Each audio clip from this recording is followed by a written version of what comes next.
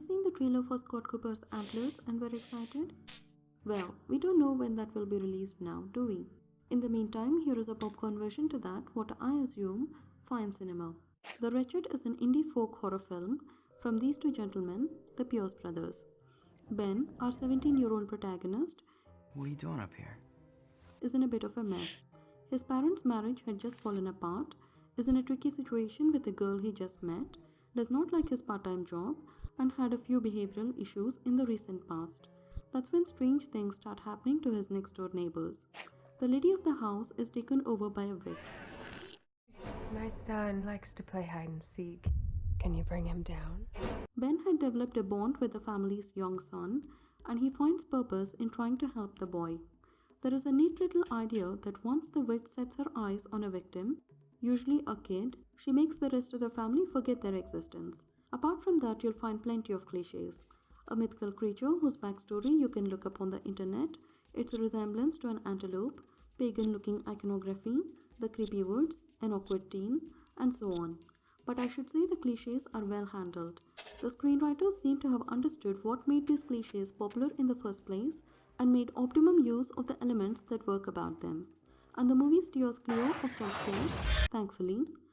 The use of good practical effects is always welcome, and that is what this movie opts for.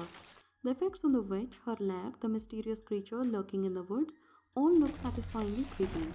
The score, the setting, and the ambience, though a bit formulaic, do the job in setting the mood. The script could have been crisper. There are one too many characters and plot lines. There is Ben, his father, his new partner, Ben's two somewhat love interests, one of the girl's kid sister, the bullies, the neighbors, and so on. Ben is also dealing with one too many issues.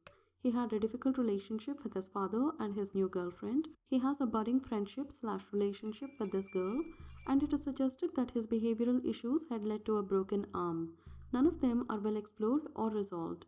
I felt they should have concentrated on his relationship with her and the neighbor's kid and left out the rest. The story could have had more focus. However, all the distractions are put aside as long as the witch and the creature effects are on the screen. They are entertaining, spooky, and fun to watch, while not being particularly scary, which is a deliberate choice. A few indie movies have been experimenting with practical effects of late with good results, and I hope this trend continues. 5 paws out of 10. The directors of the movie have said that they chose a witch as their monster because, unlike zombies, werewolves, or vampires, there are no set rules for a witch in popular culture. Thus, they could make up their own and give her whatever powers they wished. I found this interesting. What is your favorite cinematic depiction of a witch? Let me know your thoughts in the comments below. This is the Disembodied Voice, signing out.